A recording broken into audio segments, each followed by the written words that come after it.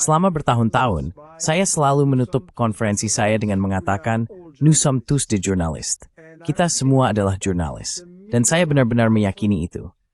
Pertarungan media harus menjadi gerakan nyata yang berbasis warga, sebuah gerakan rakyat. Tidak akan ada gerakan anti-perang jika tidak ada gerakan informasi independen yang berbasis pada warga. Laki-laki, perempuan, semua generasi, semua latar belakang.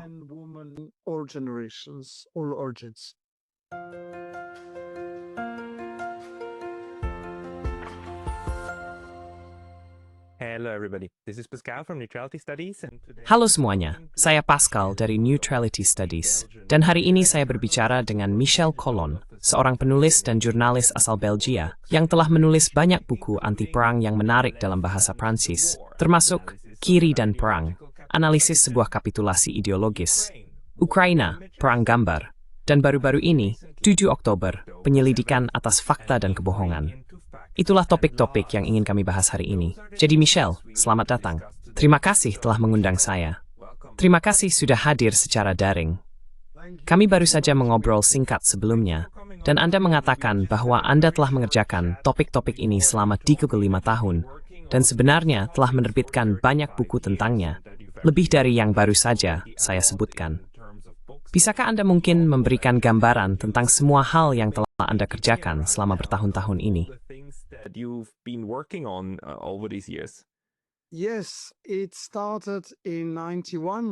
Ya, itu dimulai pada tahun 91 dengan perang pertama melawan Irak yang sudah dijual. Saya benar-benar menggunakan kata menjual perang. Saya tidak menciptakannya. Para ahli seperti Bernays, yang sangat terkenal, tetapi juga yang kurang dikenal, seperti Laswell dan Frank Raymond Jr., menjelaskan bagaimana CIA dan dinas-dinas ini perlu menggunakan teknik periklanan untuk menjual perang, sama seperti jika Anda menjual mobil, sabun, atau apapun. Jadi saya mulai dengan Perang Teluk pertama pada tahun 1991. Memperhatikan media, waspada terhadap media, dan menganalisis kebohongan media yang sudah ada dalam Perang Teluk pertama. Karena isu senjata pemusnah massal tidak dimulai pada 2003. Ada kampanye pertama yang sangat sukses sebelum itu. Dan satu hal lagi, saat itu lebih tentang inkubator. Inkubator yang terkenal. Itu juga ada di buku. Lucem melakukan menang before your Angel, Task Force lawan Bosnia. The war against Bosnia, also the next one, Monopoly, NATO conquering. Selain itu, yang berikutnya, Monopoli, NATO menaklukkan dunia, membahas soal Kosovo. Di situ, Anda menemukan kebohongan media yang sama. Yang menarik adalah ketika saya menerbitkan buku pertama Perhatian Media, tentu saja surat kabar besar di Prancis dan Belgia, yang liputannya kami analisis dan tunjukkan bagaimana mereka benar-benar memanipulasi opini publik, tidak senang, dan menolak mengundang saya. Beberapa jurnalis di radio dan televisi publik Belgia memang mengundang saya untuk diskusi yang sangat menarik, dan saya bahkan diundang untuk menerbitkan artikel di Buletin Internal RTBF, radio dan televisi layanan publik berbahasa Prancis. Jadi Anda lihat, perdebatan itu terbuka. Dan setelah Perang Teluk pertama, sudah diketahui dengan inkubator terkenal, berita palsu yang didorong media bahwa publik telah dimanipulasi. Lalu kami melihat banyak jurnalis berkata, "Oh, remes strengist."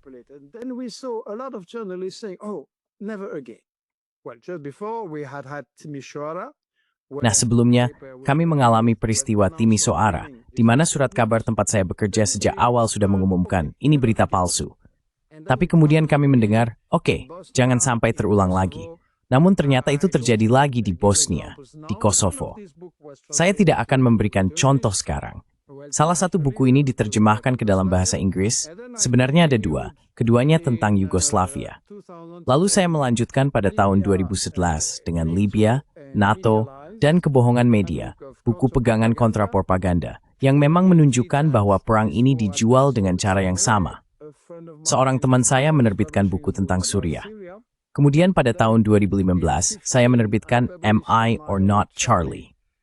Dan topik utamanya adalah Amerika Serikat di balik apa yang disebut terorisme jihadis, menunjukkan bahwa sebenarnya menggunakan teroris adalah strategi baru yang sangat cemerlang yang dimulai oleh Brzezinski, dan sebenarnya sudah diinisiasi oleh Inggris. Actually initiated before by the British and we show the consequence of this. And then Kami menunjukkan konsekuensi dari hal ini. Kemudian, kami menerbitkan baru-baru ini Perang Gambar. Saya telah mendirikan sebuah kolektif, Test Media International, yang menganalisis pemberitaan tentang perang dan menunjukkan dengan banyak gambar bagaimana opini publik telah dimanipulasi. Agak sulit untuk menunjukkan seperti ini. Saya bisa mengirimkan gambar jika Anda mau. Tetapi kami menunjukkan gambar-gambar yang memanipulasi. Lalu kami menganalisis apa yang tidak mereka katakan, apa yang tidak mereka tunjukkan, gambar-gambar yang mereka tolak untuk diterbitkan, dan juga manipulasi di balik, misalnya Bucha dan hal-hal semacam itu. Dan kemudian baru-baru ini dengan tim yang sama, kami telah menerbitkan 7 Oktober, investigasi tentang hari yang mengubah dunia. Investigation about a day that changed the world. You could say it's the book about the fake news. Bisa dibilang ini adalah buku tentang berita palsu. Bayi yang dipenggal, perempuan yang diperkosa, orang-orang yang dibunuh secara massal karena mereka Yahudi, dan hal-hal seperti itu. Serta apa yang disembunyikan tentang peristiwa 7 Oktober. Saya melakukan pekerjaan ini karena saya pikir perang adalah sebuah tragedi, seperti yang kita lihat sekarang di Gaza dan di tempat lain. Orang-orang di dunia membenci perang. Mereka membenci kenyataan bahwa orang-orang menderita, bahwa perempuan dan anak-anak terbunuh karena perang. Dan tentu saja, jika para elit ingin orang biasa menerima perang, mereka harus menjualnya dengan alasan yang baik, tujuan yang baik. Saya membuat sintesis dari investigasi saya dalam apa yang saya sebut 5 prinsip propaganda perang. The 5 principles of war propaganda. I mean, if you are the president of the US, Maksud saya, jika Anda adalah Presiden Amerika Serikat atau Prancis, atau orang-orang seperti itu, Anda mungkin tidak akan mengatakan, saya menyerang negara ini karena minyak, karena gas, karena uranium, karena sumber daya, karena posisi strategis, atau karena saya tidak suka pemerintahannya, dan saya ingin menggulingkan pemerintah mereka. Anda selalu harus memberikan alasan yang baik dan mulia. Kami berjuang. Kami adalah pihak yang baik. Jadi kami berjuang demi demokrasi, demi hak-hak perempuan, melawan terorisme. Itu cara yang sangat-sangat baik untuk menjual sebuah perang atau senjata pemusnah massal dan hal-hal semacam itu. Selalu begitu. Jadi pertama, sembunyikan kepentingan ekonomi. Kedua, sembunyikan sejarah. Di semua wilayah ini pernah ada kekuatan kolonial. Mereka telah menjarah sumber daya, mereka telah membawa kemiskinan, dan juga mereka menerapkan strategi pecah belah yang terkenal itu. and also they organized the famous divide and rule. The British were excellent for that, of course. Orang Inggris sangat ahli dalam hal itu. Tentu saja, memecah belah dan menguasai. Tetapi Prancis dan Belgia juga melakukannya di beberapa wilayah. Dan Anda harus menyembunyikan sejarah tentang bagaimana kekuatan kolonial memanipulasi orang-orang untuk memecah belah mereka di suatu wilayah dan mendorong terjadinya perang serta konflik. Di Amerika Serikat, mereka melakukan hal itu sekarang. Mereka tidak bisa mengirim pasukan mereka secara langsung. Mereka telah dikalahkan di Vietnam, di Irak, di Afghanistan, jadi mengirim pasukan bukanlah ide yang baik. Mereka harus mencari pasukan lokal dan menggunakan strategi pecah belah yang terkenal itu. Prinsip ketiga dari propaganda perang adalah mendemonisasi. Anda mungkin tidak akan mengatakan, kami menyerang seluruh penduduk. Itu tidak akan diterima. Jadi kita harus mengatakan, kami menyerang seorang pemimpin, seorang diktator, atau sebuah kelompok. Ya, orang ini story bergrowth. Mereka ini monster. I have seen minutes whispering, Grethan. Mereka teroris, dan seterusnya. They are terrible weapons, they are terrorists and so on, demonized, and of course for that you need Demonisasi. Dan tentu saja untuk itu Anda membutuhkan sebuah cerita. Bayi yang dipenggal, contoh yang sangat baik. Perempuan yang diperkosa, contoh yang sangat baik. Itu bisa dijual. Prinsip keempat dari propaganda perang adalah membalikkan antara agresor dan korban. Anda harus selalu menampilkan diri sebagai korban atau sebagai pembela korban. Dan Israel sangat ahli dalam hal itu. Israel telah menyerang selama sekitar 8 tahun dan Israel selalu menjadi korban. Selalu dikatakan diserang, dan Anda memiliki narasi yang menyajikan hal itu. Dan prinsip kelima dan terakhir dari propaganda perang adalah memonopoli. Anda tahu, dalam perang selalu ada 2 atau 3 versi. Jadi publik seharusnya, seperti hakim yang baik, mendengar satu, mendengar yang lain, lalu membentuk opini. But that is not allowed because on television and so Tapi itu tidak diperbolehkan, karena di televisi dan sebagainya, Anda hanya akan mendengar sisi yang baik dan tidak pernah versi lainnya. Jadi tidak ada debat nyata di televisi. Ada beberapa perdebatan tentang bagaimana perang ini seharusnya dijalankan, atau mungkin apakah kita harus menghentikan perang ini dan sebagainya. Tetapi tidak pernah ada perdebatan tentang apakah kita berhak untuk berperang di Irak, Yugoslavia, Afghanistan, Lebanon, Ukraina, Gaza, dan sebagainya. Itu tidak pernah diperdebatkan di media arus utama. Dan saya menekankan hal itu karena selama 35 tahun, seperti yang bisa Anda bayangkan, setiap kali kami menerbitkan buku, kami mengirimkannya ke media arus utama. Kami mengirim sekitar 100 eksemplar di Prancis, Belgia, Swiss, dan sebagainya. Dan hasilnya adalah tidak ada apa-apa. And the result is nothing. There were two exceptions in Belgium and in France. Ada dua pengecualian, di Belgia dan di Prancis. Saya pernah ikut beberapa debat larut malam di sebuah acara terkenal bernama Ce Soir ou Jamais, malam ini atau tidak pernah. Saya diundang dari tahun 2008 hingga 2012, lalu acaranya dibatalkan. Presiden François Hollande berkata, selesai. Dan setelah itu, saya tidak pernah lagi tampil di televisi dengan buku-buku ini. Mereka tidak berani berdiskusi. Tentu saja, mereka memberi label konspirasionis. Dan selesai. Tapi mereka tidak ingin membahas ini. Saya menekankan hal ini karena saya pikir satu-satunya kekuatan yang mampu mengubah kesunyian omerta ini adalah rakyat itu sendiri. Buku-buku ini dibuat untuk mendidik orang biasa agar sadar akan perang propaganda dan aktif melawannya.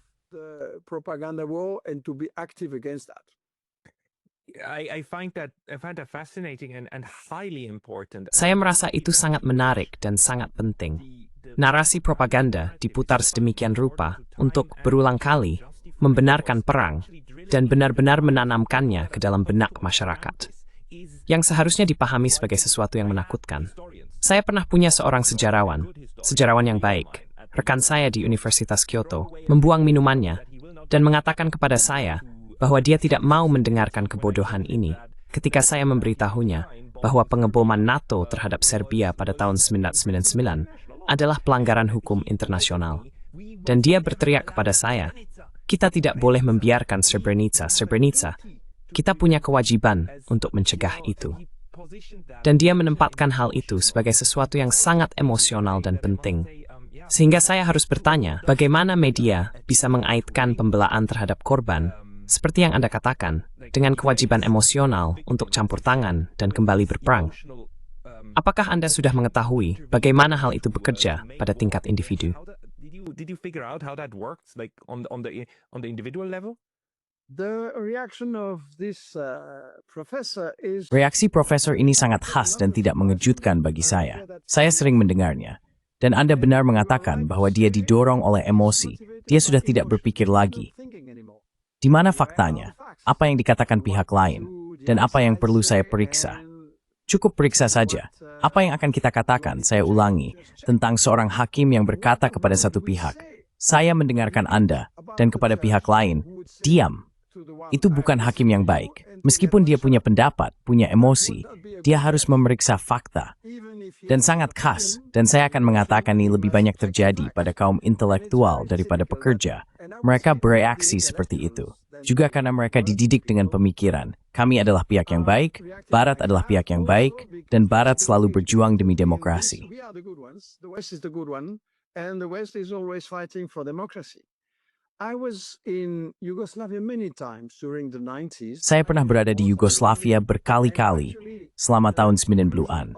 Saya membuat laporan, saya membuat film, dan sebenarnya kesimpulan dari dua buku yang saya terbitkan dan juga para peneliti lainnya adalah bahwa itu adalah kebohongan besar. Soal bom terkenal di Pasar Markale di Sarajevo, semua ahli PBB dan militer Barat mengatakan itu bukan dilakukan oleh Serbia, melainkan oleh Muslim. Izetbegovic, Presiden Bosnia, juga mengakuinya. Dan Timur Bali, bahwa di semakam konsentrasi, mengemerangnya untuk melakukan intervensi itu. Dan soal Srebrenica, it's a rutista papa gresita. There is a contest about that. There are some investigators, and I published books at that time. Ada beberapa penyelidik, dan saya menerbitkan buku pada waktu itu di media uji coba, yang menunjukkan bahwa, pertama, Masalah di sekitar Srebrenica dimulai dengan seorang komandan Muslim bernama Nasser Oric yang menghancurkan banyak desa di sekitar Srebrenica. Kemudian terjadi pertempuran. Saya tidak akan menyangkal bahwa dalam pertempuran ini, pihak Serbia menang dan mungkin beberapa orang dieksekusi. Itu adalah aksi balas dendam, tetapi itu bukan genosida, dan semua ahli menunjukkan hal itu. Jadi mereka sepakat tentang hal itu. Di media barat dikatakan bahwa Milosevic adalah Hitler baru, dan bahwa dia bertanggung jawab atas kekejaman yang dilakukan di ketiga pihak di Bosnia pada 10 Maret 1995. Tapi Anda tahu, dia diculik ke pengadilan di Den Haag, dan akhirnya setelah dia meninggal, pengadilan menyatakan dia tidak bersalah atas hal itu. After he died, the tribunal said he was innocent of that. There were criminals on the three sides, and there were Serbs. Ada penjahat di ketiga pihak, dan memang ada penjahat Serbia, tetapi Milosevic menentang hal itu, dan dia memberlakukan sanksi terhadap orang-orang ini, yang sama sekali tidak diketahui di Barat. Jadi maksud saya adalah, jangan percaya pada saya. Jangan percaya siapapun hanya karena saya mengatakan hal seperti itu. Periksalah dan bandingkan berbagai versi. Dan jangan mudah percaya pada perang yang sebenarnya dijual dengan kebohongan. Karena ada banyak konsekuensi. Sekarang ada lebih banyak kemiskinan sebagai Stalin Republik Yugoslavia. Dan sebagai seorang terhadap menghancur de Gulf Lighting Bag. Yumimi entuong tebekam. Negara statistik lemah untuk melawan Idenal dan sebagainya.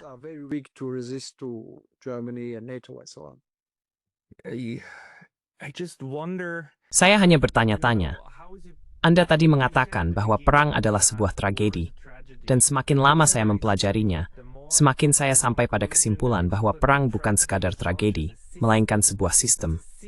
Ini adalah sistem yang terus menjaga kemungkinan terjadinya kekerasan massal dan merupakan proses yang berkelanjutan. Dan media berbohong, tetapi kebohongan dan penghilangan informasi secara sistematis oleh media tentu saja merupakan bagian dari hal ini. Karena bahkan, jika orang-orang seperti Anda kemudian menulis buku-buku ini, atau seperti yang kita miliki sekarang tentang Ukraina, misalnya, kita punya buku karya Ivan Kachanovsky tentang Maidan 2014, Revolusi Martabat, seperti yang disebut secara eufemistik. As it is euphemistically called, and Ivan Kachanovsky showed in a very thick. Dan Ivan Kachanovsky menunjukkan dalam sebuah buku yang sangat tebal bahwa orang-orang yang ditembak berasal dari pihak para demonstran. Ini adalah momen yang dipicu oleh orang-orang yang ingin menciptakan pertumpahan darah, yang ingin orang-orang di kedua belah pihak tewas, dan yang menginginkan intervensi Barat serta perubahan sikap yang akhirnya mengarah pada penggulingan pemerintahan ini. Dan itu sudah diketahui. Bahkan, maksud saya memang tidak dibicarakan, tapi sudah diketahui. Dan fakta-fakta kamu sebutkan juga sudah diketahui, tapi tidak dibicarakan. Bagaimana mungkin media bisa begitu terlibat dalam hal ini? Possible that the media is so complicit in this. What you say is presented in this book. Apa yang Anda katakan disampaikan dalam buku ini. Sebenarnya ini menarik karena hal serupa pernah terjadi sebelumnya di Caracas. Di Caracas pada tahun 2002, Anda tahu terjadi kudeta terhadap Chavez, Hugo Chavez, dan dia digantikan oleh pemimpin elit patronal. Media Barat segera mengatakan bahwa Chavez memerintahkan pasukannya untuk melawan para demonstran yang datang ke istananya, dan kemudian dia digulingkan karena hal itu. Dan saya ada di sana. Seorang peneliti Prancis yang sangat baik, Maurice Lemoine, melakukan penyelidikan menunjukkan bahwa sebenarnya peristiwa itu diatur oleh para penembak jitu di atap lantai 7 dan 8 sebuah gedung. Mereka menembak dari jarak jauh ke arah demonstrasi pro-Chavez maupun anti-Chavez. The demonstration pro-Chavez and the demonstration against Chavez. And the idea was to provoke that. Dan idenya adalah untuk memprovokasi hal itu. Dan ini sama seperti yang terjadi di Maidan pada tahun 2014. Teman-teman saya juga mengatakan bahwa hal yang sama terjadi di Latvia beberapa tahun sebelumnya. Jadi ini adalah taktik klasik CIA untuk memprovokasi hal tersebut. Dan hal ini ditunjukkan dalam buku The Maidan. Sangat menarik juga mendengarkan beberapa pakar AS, misalnya George Friedman, yang merupakan pemimpin Stratfor, think tank paling terkenal di IS, sangat resmi. Dan dia mengatakan pada tahun 2015, orang Rusia mengatakan Maidan adalah kudeta AS, dan mereka benar. Itu memang kudeta. Lalu dia menjelaskan, ini adalah debat di Chicago tentang hubungan luar negeri, dan dia menjelaskan bahwa itu memang kudeta. Kami melihat apa yang dikatakan Rusia di Suriah. Itu tidak menyenangkan bagi kami. Apa yang mereka lakukan sangat buruk.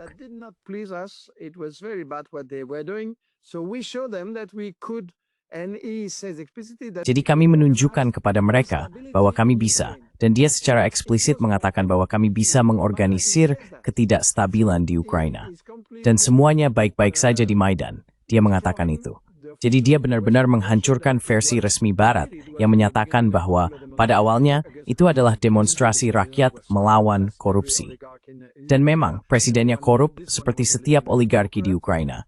Dan yang satu ini sedikit lebih korup. Tapi demonstrasi itu dengan sangat cepat diubah oleh milisi Nazi dan sebagainya, yang mengorganisir untuk mempersiapkan kudeta sesuai dengan Victoria Nuland, dengan AS dan CIA. Dan ini juga ditunjukkan dalam beberapa konferensi rahasia oleh Victoria Nuland, dan satu lagi dengan Catherine Ashton yang disadap oleh Rusia. Itu dipublikasikan. Tidak ada penyangkalan bahwa percakapan itu nyata, tapi itu tidak pernah muncul di media Barat. Mengerti? Jaine Thirth, Fraxine, Kaporwaj Dates Spalage Elling, Bethings Amadakataksin dan Menbulisi, itu apathy semburingen. Embrace like buyeku hal-hal terpenting dalam sebuah rang. Assure. They always hide the most important things in every war. You started this, you said in 1991. Anda yang memulai ini, Anda bilang pada tahun 1991. Menurut pemahaman Anda, apakah cara media saat ini memutarbalikkan, memelintir, dan berbohong tentang peristiwa politik untuk membenarkan perang dan konflik adalah fenomena baru sejauh ini? Ataukah ini hanya versi terbaru dari apa yang sudah terjadi selama 2000 tahun?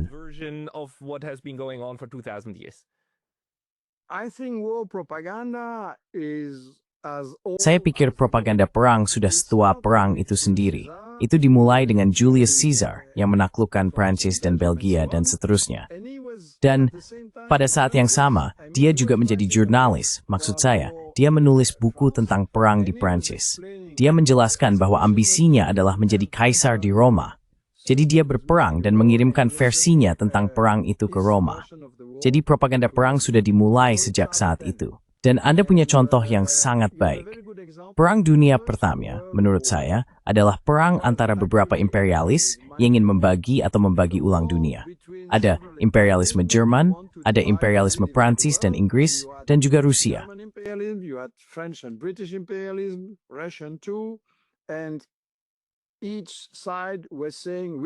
Dan masing-masing pihak berkata, kami adalah pihak yang baik, sementara yang lain adalah jahat, monster, dan sebagainya.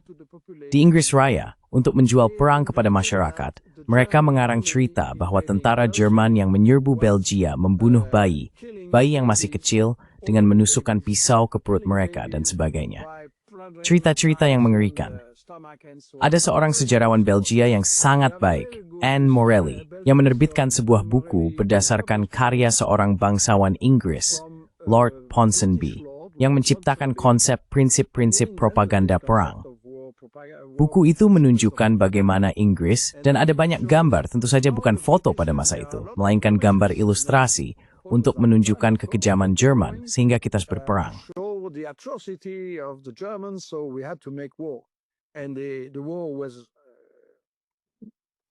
Perang itu benar-benar tidak adil. Itu benar-benar perang imperialis dari kedua belah pihak. Satu-satunya posisi yang baik adalah kami tidak ingin perang, kami tidak ingin berpartisipasi.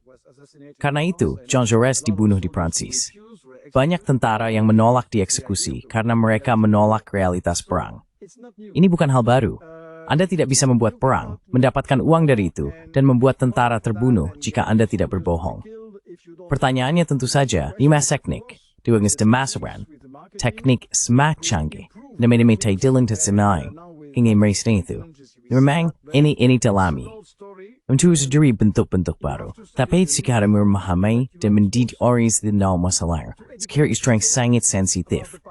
Because now it's very sensitive. And if you come and say, well, in Ukraine, it's not exactly... Dan jika Anda datang dan berkata, ya, di Ukraina, keadaannya tidak persis seperti yang Anda dengar, Anda akan mendapat reaksi dari guru Anda di sana. Sangat emosional, marah.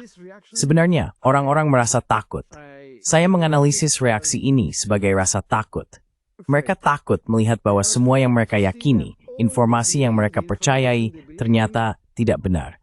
Mungkin Anda harus mengubah pandangan Anda tentang hal itu. Itu sangat menakutkan. Itu berbahaya. Jadi saya paham sebagai orang harus untuk mempelajari. Seharusnya di sekolah. Contoh-contoh kebohongan media di masa lalu. Dan itu perdebatan lebih sedikit dan dosa Islam. The thing is, we know them, right? I mean, one of the Masalahnya, kita mengenal mereka, bukan? Maksud saya, salah satu contoh paling terkenal dari kebohongan perang, setidaknya di wilayah berbahasa Jerman di Eropa, adalah klaim Hitler bahwa Jerman diserang oleh Polandia pada tahun 1939. Dan kamu tahu, sejak pagi hari, kami membalas tembakan. Itu adalah kalimat yang sangat-sangat terkenal. Dan orang Jerman, atau sebagian besar publik Jerman, paling mudah diyakinkan bahwa kamu tahu kita harus melawan Rusia. Kita bahkan harus mengirimkan rudal Taurus, dukungan yang sangat penting untuk Israel, karena orang Yahudi yang malang terus-menerus diserang oleh Nazi jahat, bukan? Nazi Timur Tengah saat ini. Itulah cara pembingkaiannya. Mengapa pengetahuan tentang masa lalu ini tidak diterjemahkan menjadi kritik terhadap kebohongan yang sedang berlangsung, yang datang dan diterima begitu saja? that are coming in and being accepted. Nah, Anda benar menyebutkan bahwa Hitler memang menerapkan 5 prinsip propaganda perang ini. Dia menyembunyikan fakta bahwa itu adalah perang ekonomi imperialis. Dia didanai oleh para pengusaha besar Jerman, Krupp, Thyssen, industri baja, kimia, dan sebagainya, untuk mendapatkan lebih banyak ruang, pasar, sumber daya, dan untuk menjarah. Dan minyak sudah menjadi alasan besar dalam perang itu. Tentu saja, dia juga menggunakan apa yang saya sebut prinsip keempat. Menampilkan diri sebagai korban, sebagai pihak yang diserang. Memang rakyat Jerman diberitahu bahwa mereka sedang diserang. Jadi itu semacam perang preventif. Kita menyerang karena kita dalam bahaya. Dan tentu saja propaganda ini sangat kuat karena Goebbels menggunakan dengan cara yang sangat cerdas penemuan baru radio.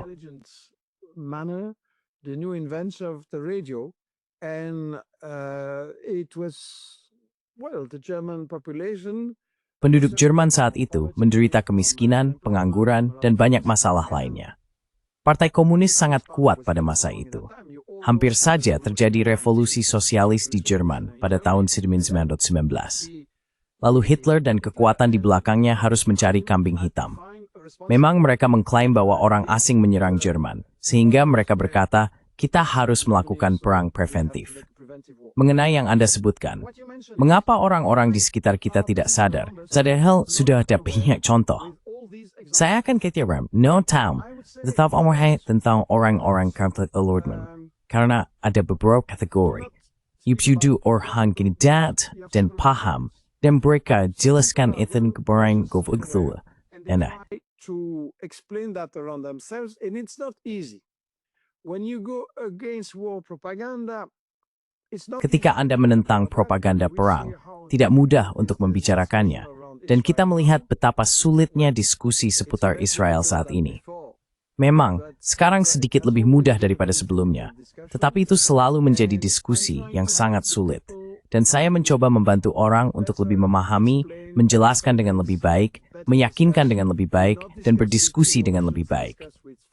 Jangan berdiskusi dengan emosi, berdiskusilah dengan fakta, dan periksa fakta bersama-sama, dan hal-hal seperti itu. Lalu ada mayoritas orang yang merasa mereka tidak bisa mempercayai media. Anda bisa melihat dalam survei bahwa banyak orang mengatakan, saya tidak percaya pada media. Tapi pada saat yang sama, mereka terjebak dalam isu-isu seperti Ukraina dan Suriah dan sebagainya. Jadi ini memang kompleks. Dan ini juga wajar, banyak orang tidak punya waktu untuk mempelajari hal-hal seperti ini.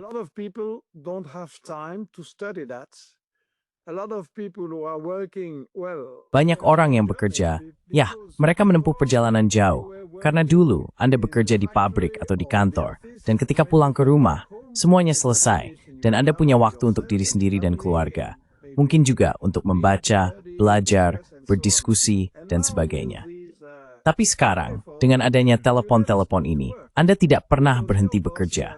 Karena atasan Anda bisa menelepon atau mengirim pesan, dan Anda harus bekerja di malam hari, di akhir pekan. Banyak orang di negara saya, ada banyak pasangan, karena Anda terus-menerus bekerja. Jadi orang-orang lelah, mereka pulang dari kantor, masih harus bekerja, mengurus anak, dan sebagainya. Jadi Anda lelah. Apa yang Anda lakukan? Anda menonton televisi sebentar, melihat film yang bagus, lalu itu saja. Saya tidak menyalahkan mereka. I don't blame them. I think we need Saya pikir kita perlu melihat bagaimana cara menarik perhatian orang-orang ini untuk mengatakan kepada mereka, pikirkanlah. Karena untuk berperang, mereka menggunakan uang Anda, mungkin anak laki-laki atau perempuan Anda, dan mereka memprovokasi terorisme dan sebagainya. Jadi sadarlah bahwa informasi yang baik juga menjadi masalah Anda. Dan saya pikir kita harus menemukan cara untuk menarik orang dengan cara yang sangat populer dan sederhana. Misalnya sekarang, selain buku, saya juga membuat video. Satu format video yang disebut La Minute Michel atau Menit Michel. Jadi, durasinya kurang dari 2 menit, dan saya bereaksi terhadap suatu peristiwa kemarin, atau sebuah kutipan, atau sebuah unggahan, atau pidato Macron hari ini, dan sebagainya. Dan saya mencoba menjelaskan kepada orang-orang apa yang tersembunyi di sana, dan bagaimana mereka seharusnya menganalisisnya. is hidden there and how they should analyze it. And that's all. Dan itu semua karena Anda tahu, saya tidak akan pernah diundang lagi ke televisi.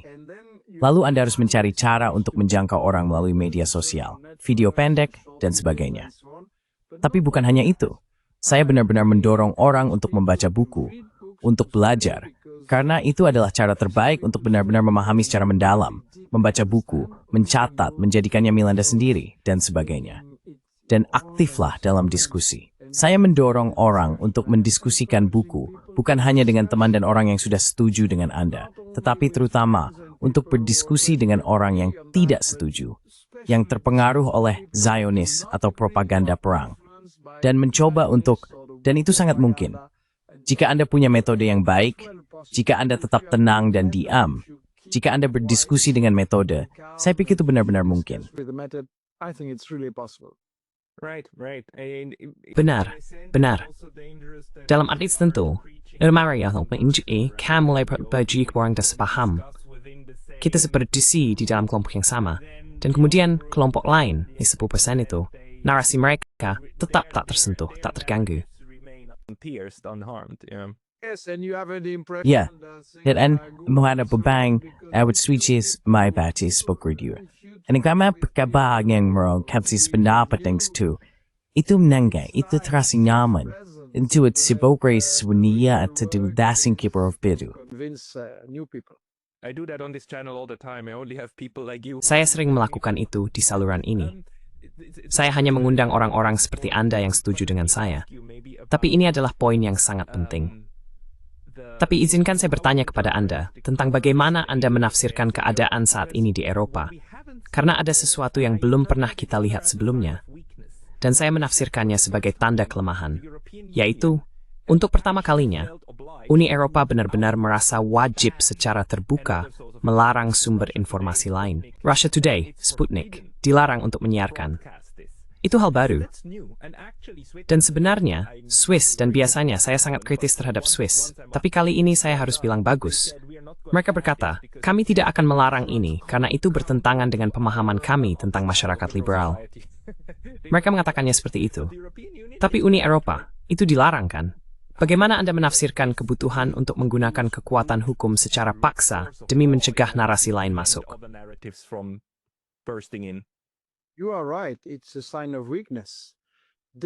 Kamu benar, itu adalah tanda kelemahan.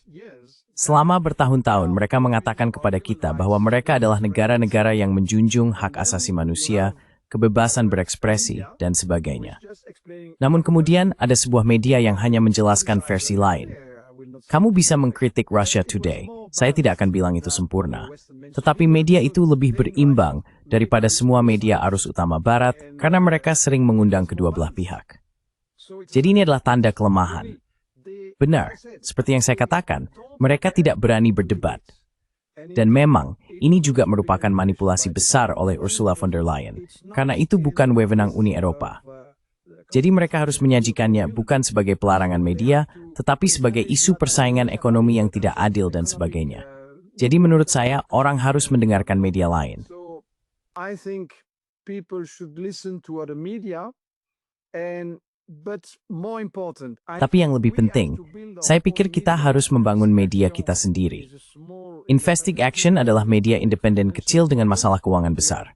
Kami memiliki situs web, saluran YouTube, kami menerbitkan buku, kami memiliki tim investigasi yang fokus pada kebohongan media, dan kami mengadakan banyak debat serta sesi pelatihan dan sebagainya.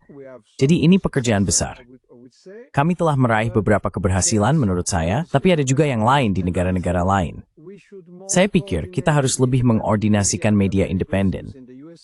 Ada contoh yang sangat baik di AS, seperti The Grey Zone dan sebagainya. Kita harus mencoba bertukar pengalaman, lebih berkoordinasi, dan memproduksi sesuatu yang lebih terpadu setiap hari. Misalnya, gambar-gambar yang tidak ditampilkan kepada Anda. Kita harus memproduksi sesuatu yang lebih efektif untuk meyakinkan lebih banyak orang.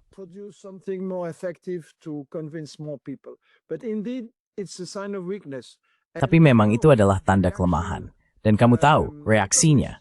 Saya baru-baru ini mempublikasikan video singkat tentang Trump, dan saya bilang, saya membencinya dan saya juga menyukainya. Saya membencinya karena dia rasis, homofobik, anti-perempuan, dan sebagainya. Itu mengerikan. Tapi di sisi lain, saya menyukainya karena dia mengatakan kebenaran, dan dia menunjukkan bahwa Biden, Obama, dan Clinton, dan seterusnya, mereka semua berbohong tentang perang-perang itu. Dan dia juga berkata, kita membayar banyak media arus utama yang katanya independen di banyak negara, yaitu uang yang terbuang. Saya tidak akan membayar mereka lagi. Jadi mereka semua panik. Kita sudah selesai. Dan dia menunjukkan kepada orang-orang bahwa informasi yang mereka terima itu dibayar oleh AS untuk memanipulasi mereka. Jadi tentu saja, media barat tidak mengomentari hal itu.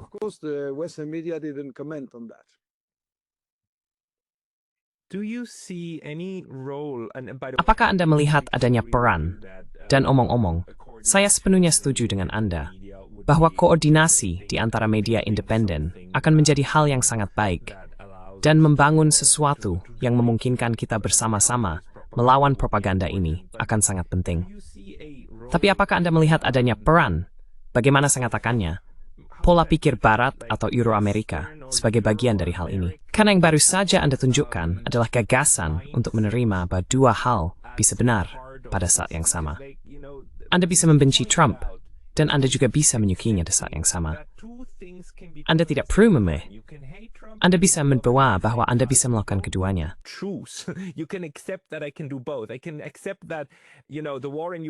Saya bisa menerima bahwa perang di Ukraina pada saat yang sama merupakan agresi oleh Rusia sekaligus diprovokasi.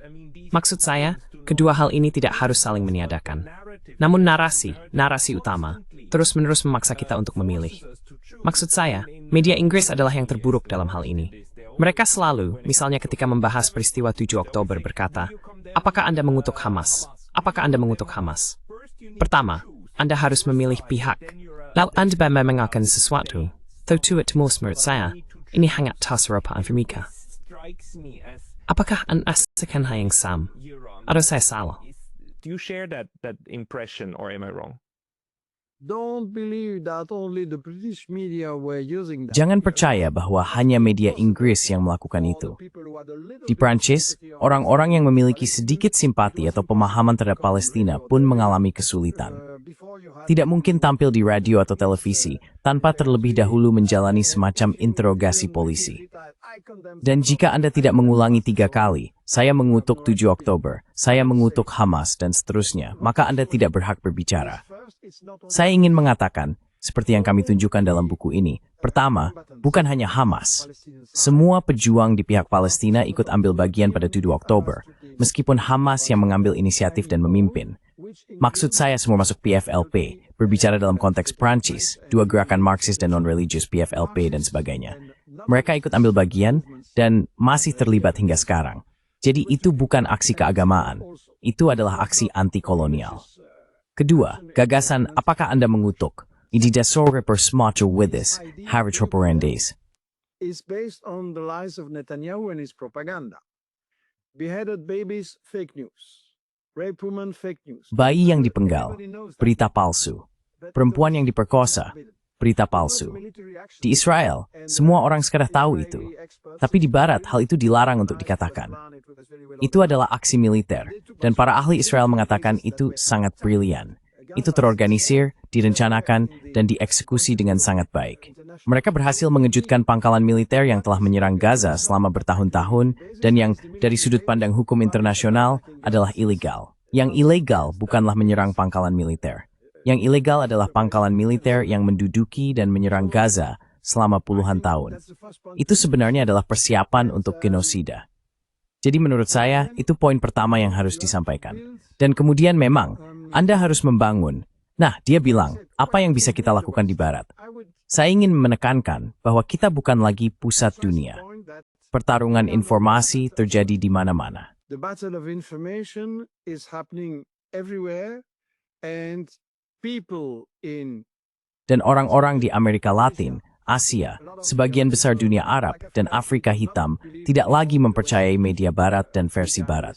Bahkan tentang Ukraina, banyak orang di Afrika dan Amerika Latin berkata, itu perang kalian, itu urusan kalian. Dan mengenai pertanyaan tentang Ukraina ini, saya pikir posisi terbaik diungkapkan oleh mendiang Paus Franciscus, yang berkata, apa yang dilakukan Putin memang tidak baik, tapi saya memikirkannya. Dan saya rasa reaksi Putin diprovokasi oleh NATO, yang seperti anjing, mengusik di depan pintu Moskow, dan seterusnya. Dia menjelaskan posisi yang sangat baik. Jadi menurut saya, kita harus mengatur strategi. Pertama, dengarkan orang-orang di selatan, dengarkan sumber mereka, dengarkan para korban, dan semua tindakan di Barat harus didasarkan pada hal itu. and all action in the West should be based on that. We are no more the center of the world, and the problem is Kita tidak lagi menjadi pusat dunia. the European left. Dan masalahnya adalah, di kalangan kiri Eropa, sayangnya, mayoritas orang, bahkan di antara organisasi yang disebut revolusioner, Trotskis, anarkis, dan sebagainya, memiliki mentalitas bahwa kitalah pusat dunia. Media kita menyampaikan kebenaran, dan perang Barat terhadap Libya atau Suria atau Ukraina itu baik, itu benar. Itulah sebabnya, bersama rekan saya Saud Bamama, seorang sosiolog Aljazair yang tinggal di Prancis, kami menerbitkan buku Kiri dan Perang, Analisis Kapitulasi Ideologis.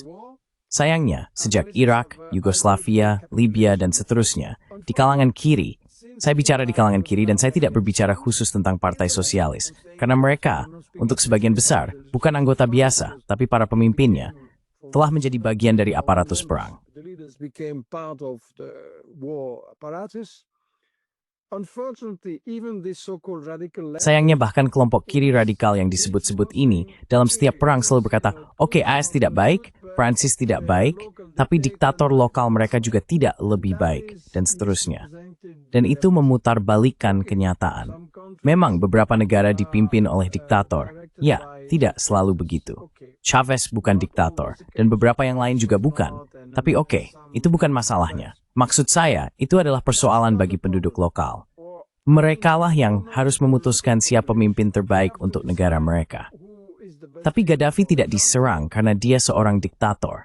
Dia diserang karena dia tidak mau tunduk di hadapan perusahaan multinasional. didn't want to capitulate in front of the multinationals, and he was starting to finance African Dan dia mulai membiayai pembangunan independen Afrika, melawan Bank Dunia, melawan IMF, melawan pemerasan, dan tekanan dari perusahaan multinasional Barat. Karena itulah dia diserang.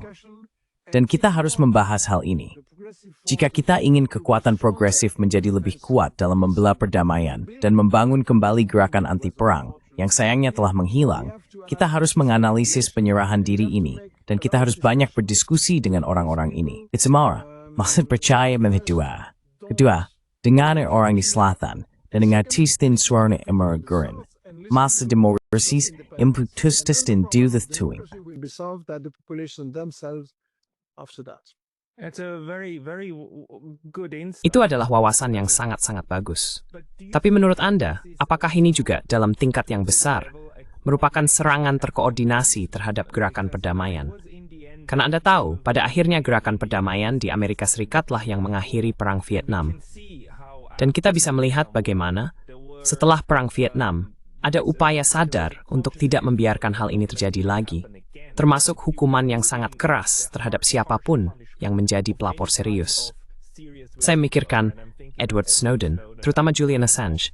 Orang-orang ini ditekan begitu keras, sehingga sampai sekarang, dalam benak publik, mereka pada dasarnya dianggap sebagai orang menyimpang, pengasingan, orang-orang mengerikan, ingin kita pikirkan. Itulah tingkat demonisasi yang dilakukan. That's the level of demonization that was done. And that was not the case with Mr. Ellsberg, right? Dan itu tidak terjadi pada Tuan Ellsberg, bukan? Dan dengan siapa namanya? My Lai, jurnalis itu, Seymour Hersh. Seymour Hersh, tentu saja. Seymour Hersh. Itu tidak terjadi pada mereka. Dan sekarang, itu yang terjadi. Dan saat ini, kita tidak memiliki pembocor besar seperti mereka. Jadi dalam arti tertentu, Anda bisa melihat bagaimana faksi perang di Eropa dan Amerika Serikat seolah-olah belajar dari pengalaman dan mulai membongkar, baik secara intelektual maupun operasional, gerakan anti-perang sampai pada titik di mana, dalam perang Ukraina, pihak kiri, dan saya adalah anggota yang membayar iuran di Partai Sosial Demokrat di Swiss. Anda tahu, mereka mendorong ekspor senjata ke Ukraina, benar-benar mendorongnya. Dan saya muak dengan itu. Apa pendapat Anda tentang isu bahwa ini adalah upaya yang aktif? The issue of this being an active effort. Well, you mentioned a lot of important points. First, Nah, Anda menyebutkan banyak poin penting. Pertama, saya ingin sangat berterima kasih kepada Julian Assange dan istrinya atas perjuangan mereka, karena itu sangat-sangat penting. Itu benar-benar perjuangan untuk kebebasan agar benar-benar mendapatkan informasi. Saya menganggap Julian Assange sebagai pahlawan di zaman kita, dan seharusnya ada patung serta tempat yang dinamai menurut namanya dan sebagainya. Kita harus benar-benar sangat-sangat berterima kasih untuk itu. Tentu saja, penindasan terhadap jurnalisme sekarang jauh lebih kuat daripada sebelumnya. Alasannya adalah karena sistem imperialis ini sedang mengalami kemunduran tajam dalam krisis besar. Saya percaya baik Biden maupun Kamala Harris maupun Trump tidak punya solusi. Mereka tidak tahu harus berbuat apa. Neither Kamala Harris, neither Trump have a solution. They don't know what to do. I see that as desperate efforts to maintain. Saya melihat itu sebagai upaya putus asa untuk mempertahankan dominasi AS di dunia. Dan mereka melakukan hal-hal yang saling bertentangan, serta tidak memiliki solusi. Kita memiliki kekuatan jika kita bertindak secara terkoordinasi, jika kita mengorganisir diri untuk membongkar kebohongan media. Kita benar-benar memiliki kekuatan untuk mengubah hubungan dan sistem ini. Saya pikir penindasan terhadap jurnalisme saat ini sangat kuat. Lebih dari 200 jurnalis telah dibunuh di Gaza. Seorang jurnalis Kristen Palestina Suriah yang terkenal juga telah dibunuh. Tidak ada masalah bagi pemerintah Barat. Oke, membunuh jurnalis dengan sengaja tidak masalah, silakan saja. Jadi, ini benar-benar telah menjadi perjuangan hidup dan mati, persoalan jurnalisme ini.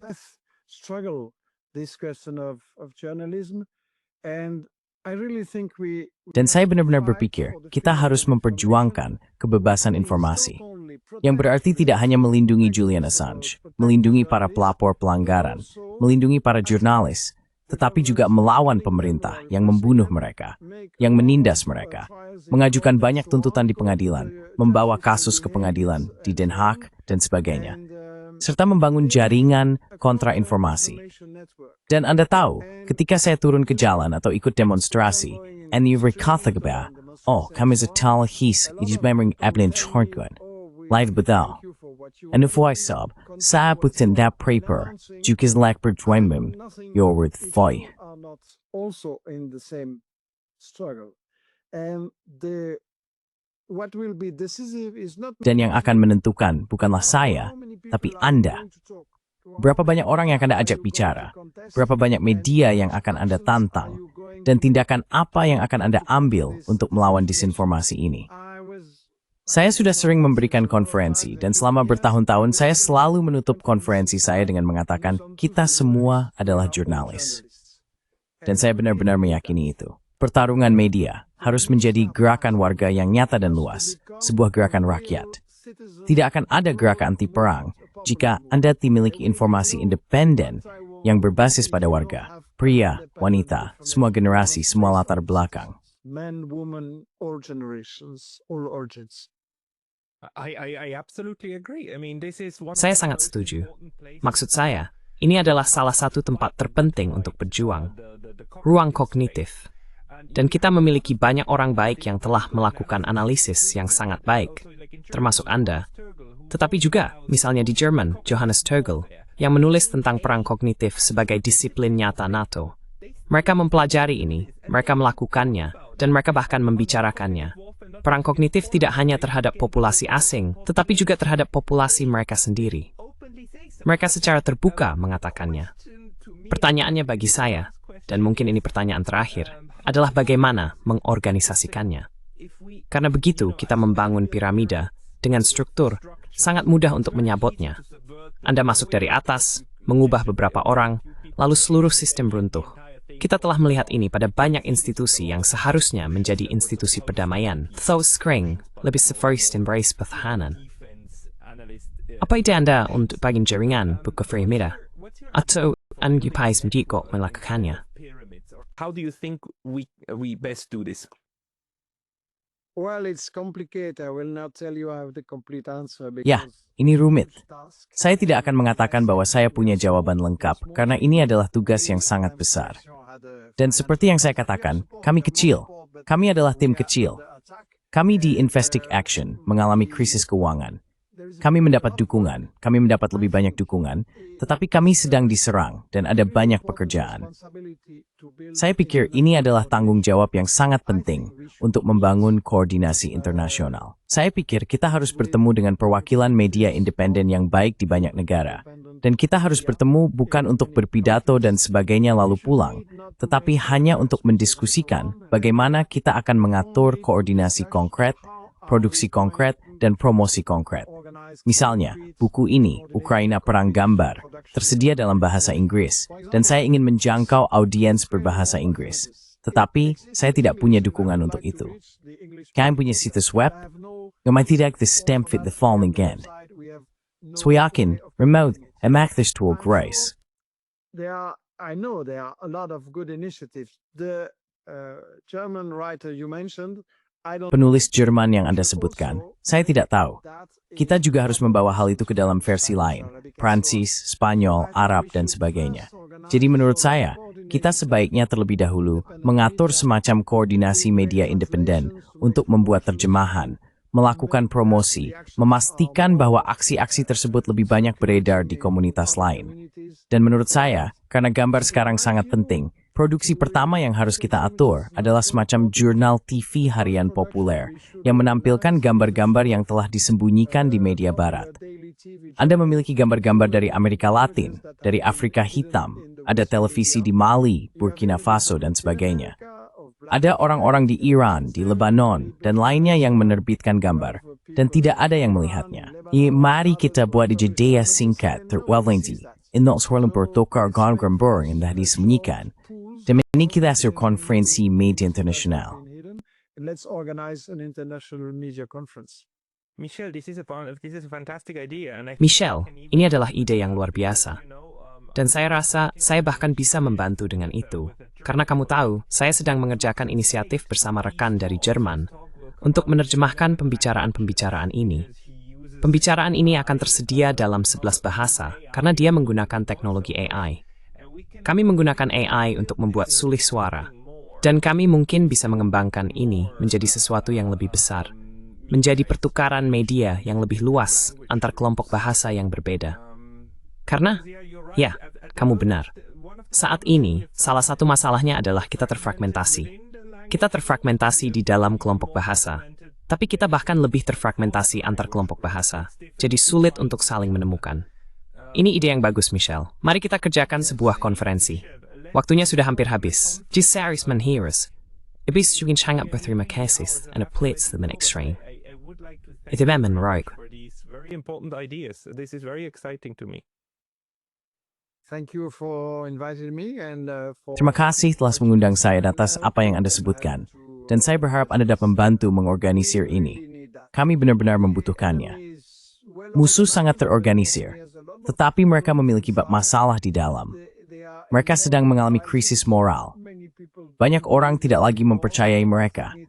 Jadi, saya pikir adalah momen bersejarah dan perlawanan di Gaza, serta apa yang terjadi di Afrika dan Amerika Latin dan sebagainya juga sangat penting bagi kami di Eropa, karena kemiskinan dan eksploitasi semakin meningkat di Eropa. Kita akan menghadapi krisis yang mengerikan. Sekarang kita berisiko menghadapi gerakan dan pemerintahan fasis di Eropa Barat. Jadi sangat mendesak bagi kita untuk benar-benar mendapatkan informasi yang kita butuhkan untuk berjuang demi keadilan. I absolutely agree. Saya sangat setuju. Teman-teman, tautan untuk Michel Colon, di mana Anda bisa menemukan dia dan bukunya, akan ada di deskripsi di bawah ini. Jika Anda bisa berbahasa Prancis, banyak bukunya yang tersedia dalam bahasa Prancis. Dia juga memiliki banyak karya dalam bahasa Inggris. Silakan cek karya-karyanya, Michel Colon. Terima kasih banyak atas waktunya hari ini. Thank you very much for your time today. Steph,